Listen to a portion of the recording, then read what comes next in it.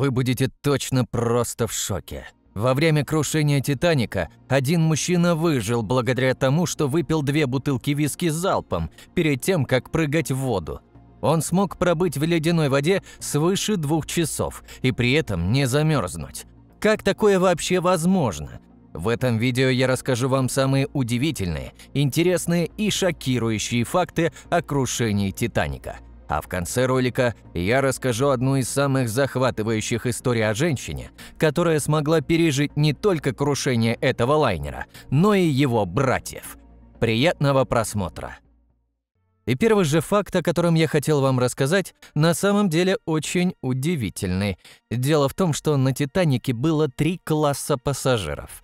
Первый, естественно, самый лучший. И именно у этих пассажиров были основные привилегии. Второй класс был попроще. Ну а третий, можно сказать, был и вовсе для бедняков. Почему я так считаю? Да вы только представьте, на 700 человек 3-го класса приходилось всего 2 ванны. Это же возмутительно. Но еще более удивительно звучит эта информация, зная то, какие условия были на «Титанике». Вы только представьте, это огромное судно на своем борту вмещало теннисный корт, плавательный бассейн, европейские и турецкие бани, зимний сад, полноценный каток для роликовых коньков, площадку для гольфа, спортивный зал, гараж для автомобилей, госпиталь с оборудованной операционной, почтовое отделение, библиотеку и еще много всяких помещений. По сути, это был полноценный плавучий город, на котором было буквально все. И зная все это, меня лично очень поражает, как 700 человек разделяло всего 2 ванны. Да уж, это действительно ужасно. Но куда большее возмущение может вызвать следующая история. Все вы, наверное, слышали историю, как во время крушения «Титаника» оркестр на нем все время играл свою музыку, чтобы подбодрить пассажиров. И это не выдуманная история из популярного фильма, а самый настоящий факт, который описывали все выжившие. Так вот, все музыканты погибли в тот ужасный день. Или все-таки не все? Оказывается, один музыкант по документам был жив аж до 2000 года. Роджеру Брику, который работал виолончелистом на «Титанике», на момент катастрофы был 21 год, и он погиб вместе со всеми музыкантами. Но почему-то его официально не объявили погибшим почти 90 лет. То есть по документам мужчина был жив, а значит, должен был служить в армии. Меня очень смешит вся эта ситуация, ведь в его родной Франции Роджер был прозван дезертиром за то, что он пропустил службу во время Первой мировой войны. Хотя он уже давно был мертв. Но есть куда более грустные факты, которые могут по-настоящему шокировать. К примеру, наблюдатели, которые круглосуточно дежурили на корабле и сообщали о приближении к судну опасных льдин и айсбергов, не имели доступа к биноклям. Вы только представьте, вам нужно заранее сообщать об опасных объектах в море, а вы буквально ничего не видите. К чему это привело? Да к тому, что злосчастный огромный айсберг, который и потопил «Титаник», заметили лишь за 37 секунд до столкновения. За это время, естественно, не получилось изменить курс многотонной махины, которая с огромнейшей скоростью неслась в сторону своей смерти. Так что никакие действия экипажа не смогли помочь, и корабль все же затонул. Как так получилось, что у наблюдателей не было биноклей, задаетесь вы вопросом?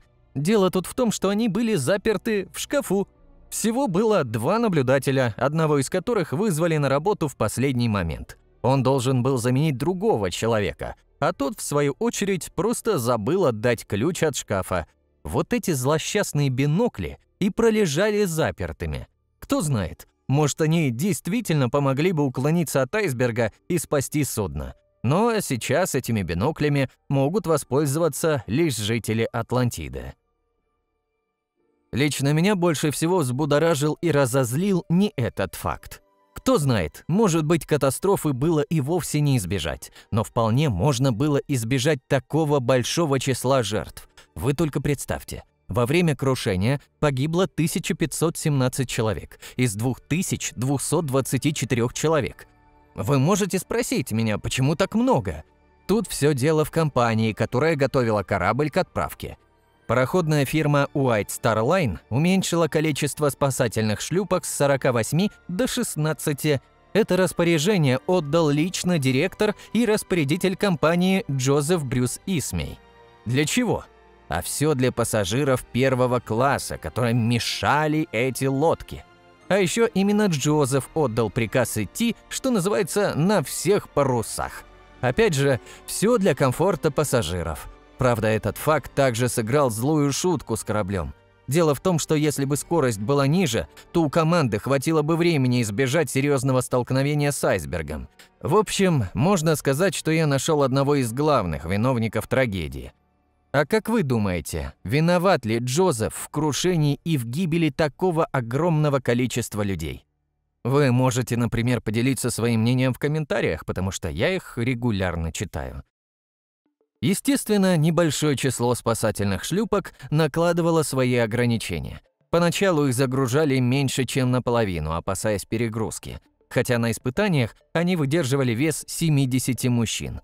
Некоторые из них так и остались незаполненными, и этот факт довольно сильно пугает. А еще трагичная история про спасательные лодки. Капитан почему-то отменил проведение учений по посадке в спасательные шлюпки, и этот факт тоже сыграл немаловажную роль. Дело в том, что многие пассажиры просто не знали пути спасения. Они не представляли, где расположены эти лодки, куда бежать и как в них быстро и без проблем загрузиться. Так что некоторых жертв можно было бы избежать и на этом этапе. А еще многие могли бы выжить, если бы капитан корабля «Калифорниан», который был очень близко к погибающему «Титанику», не воспринял его сигналы о помощи как праздничный салют. Это уже полный сюр. Как оказалось, на злосчастном судне не было красных сигнальных огней, поэтому в воздух выпускали белые. Естественно, издалека может показаться, что это не сигнал бедствия, а просто фейерверк. Лишь спустя несколько часов команда корабля поняла, что дело неладное, и выдвинулись к месту крушения. Ну и последний факт про шлюпки и спасение утопающих, который, очень сильно меня расстраивает. Офицеры, которые управляли этими лодками, также были ответственны за спасение всех тех, кто оказался в воде. Но они не спешили спасать людей, они просто боялись, что все эти люди за бортом перевернут лодки. Так что спасательные шлюпки просто стояли и смотрели, как пассажиры один за другим захлебываются и замерзают. Страшное зрелище. Ну ладно, не будем о грустном. Пришло время разбавить мое видео одной очень интересной и забавной историей. Один из коков, это, если вы не знали, повар на судне, решил, что перед смертью нужно выпить. Так что, по рассказам очевидцев, Чарльз Джоуин взял и буквально влил в себя 2 бутылки виски. И что вы думаете? Нет, он не упал в обморок от алкогольного отравления и не побежал в туалет опустошать желудок. Он не менее 2 часов провел в ледяной воде, в то время как другие пассажиры умирали от переохлаждения в течение всего 15 минут. Джоуина показали даже в фильме «Титаник» режиссера Джеймса Кэмерона. Правда, в произведении ему уделено совсем немного времени. Ну а я хочу предупредить вас, мои зрители, о том, что употребление спиртного вредит вашему здоровью. И я ни в коем случае не одобряю подобное. Если вы окажетесь в подобной ситуации, он вам скорее помешает, чем поможет. Так что не повторяйте подобное в домашних условиях. Ну и раз уже я затронул знаменитый фильм «Титаник» Кэмерона, то я не могу не рассказать вам о следующем удивительном факте. Производство этого замечательного фильма обошлось дороже, чем строительство самого корабля. И это при том, что в нем было столько разнообразных развлечений и роскошных материалов. Как же такое возможно? Дело в том, что на 1912 год «Титаник» оценивался в $7,5 миллионов. В пересчете на современные деньги, согласно калькулятору инфляции Министерства труда США, сегодня эта сумма оценивалась бы в 190 миллионов, а на производство фильма ушло целых 200. Кто знает, может быть, все эти кадры из блокбастера были вовсе не графикой, а самые настоящие. А как вы думаете, куда были потрачены все эти миллионы? И еще один интересный факт из мира искусства. Верфь, на которой строили «Титаник», сейчас используется как специальный ангар, на котором расположились съемочные площадки. Именно там снимали знаменитый сериал «Игра престолов». А знали ли вы, что капитан «Титаника» Эдвард Смит погиб как герой вместе с кораблем?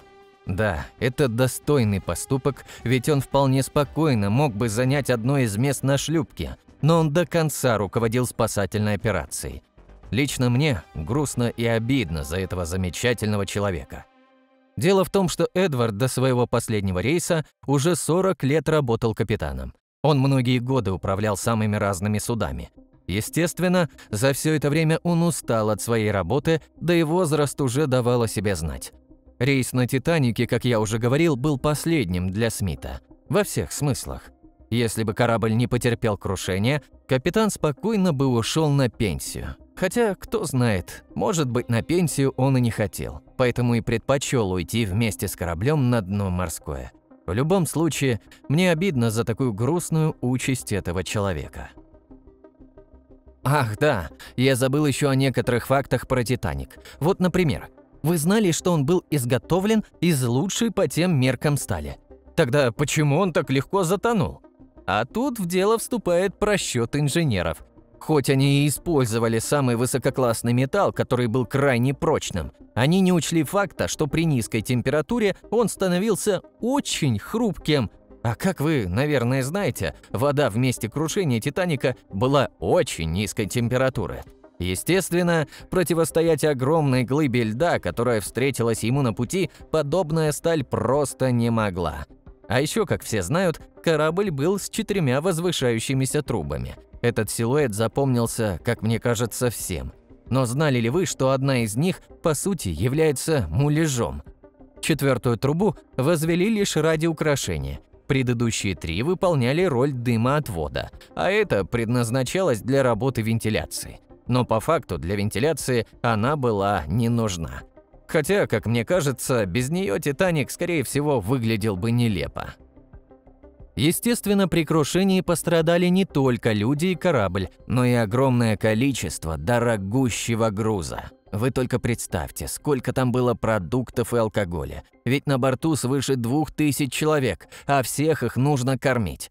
Да и бары были в то время весьма популярны. Так что на дно морское вместе с грудой металла, дорогостоящего дерева и других красивых предметов интерьера вперемешку с личными вещами пассажиров отправилось 34 тонны свежего мяса, 3,5 тонны бекона, 36 тысяч апельсинов, 1000 буханок хлеба, 40 тысяч свежих яиц, 15 тысяч бутылок пива, 1000 бутылок вина, 850 бутылок ликера и 8 тысяч сигар. Кажется, у Спанч Боба и всего Бикини Боттомс случился самый лучший пир из всех, что когда-либо были. Я нашел еще более интересный факт. Вот вы знали, что у «Титаника» были братья-близнецы? Вообще этот корабль был лишь одним из 3 трансатлантических лайнеров, который входил в серию «Олимпик». Помимо «Титаника» построили еще «Олимпик» и «Британик». Их возвели по заказу все той же компании White Star Line, о которой я рассказывал ранее. Но, как оказалось, судьба лишь одного из лайнеров была более-менее удачной. Дело в том, что в 1912 году погиб, собственно, «Титаник», о котором я и рассказываю вам все это видео. В 1916 погиб «Британик». Его торпедировал немецкий минный корабль во времена Первой мировой войны. И лишь «Олимпик» более-менее успешно работал вплоть до 1935 года. После этой даты его списали в металлолом. Так что, к счастью, хоть один из этих лайнеров не потерпел крушения. Друзья, у вас есть возможность попасть в команду Pancake. Если вы владеете навыками видеомонтажа, можете озвучивать ролики на русском и английском языках, или же вы пишете интересные сценарии, мы будем рады с вами поработать. Пишите в нашего телеграм-бота, ссылка в описании. Ах да, к чему же я это все веду? Сам факт наличия близнецов «Титаника» не так интересен, как факт того, что была одна женщина, побывавшая на всех 3 этих кораблях. Вайла Джессоп работала стюардессой в компании White Star Line, и когда ей было 23 года, она впервые взошла на борт «Олимпика». Капитаном, к слову, был тот самый Смит. Так вот, даже этот корабль попал в аварию. 20 сентября 1911 года он врезался в другой крейсер во время выполнения маневров. Тогда, к счастью, никто не пострадал, но «Олимпик» требовал серьезного ремонта. Тогда экипаж перевели на «Титаник». И, как вы могли догадаться, первый и последний рейс этого корабля стал еще одним испытанием для Вайолет. Эта женщина смогла спастись в шлюпке под номером 16, а как вы знаете, их всего было 16 штук. Можно сказать, стюардесса успела запрыгнуть в последний вагон. Ну и, наконец, история с «Британиком». Во время Первой мировой войны Вайолет работала медсестрой на его борту. Она должна была оказывать помощь военным, однако 21 ноября 1916 года лайнер подорвался на мине. Тогда началась эвакуация. К счастью, шлюпок на этот раз было больше. Правда, и тут девушке не особо повезло. Две лодки, в одной из которых и была Вайолет, затянуло под работающие винты корабля. Девушке очень сильно повезло, ведь она крайне сильно ударилась головой о киль, но все же смогла спастись. Лично я бы на ее месте больше никогда не приближался бы ни к работе в компании White Star Line, ни к кораблям в целом. Это каким везением нужно обладать, чтобы столько всего пережить? А что вы думаете по этому случаю? В этом видео я рассказал вам самые интересные факты о гибели Титаника, но на самом деле они не закончились, ведь есть еще уйма интересных историй. Так что ждите вторую часть, и чтобы не пропустить новый выпуск, обязательно подписывайтесь на канал. И спасибо вам за просмотр. Пока!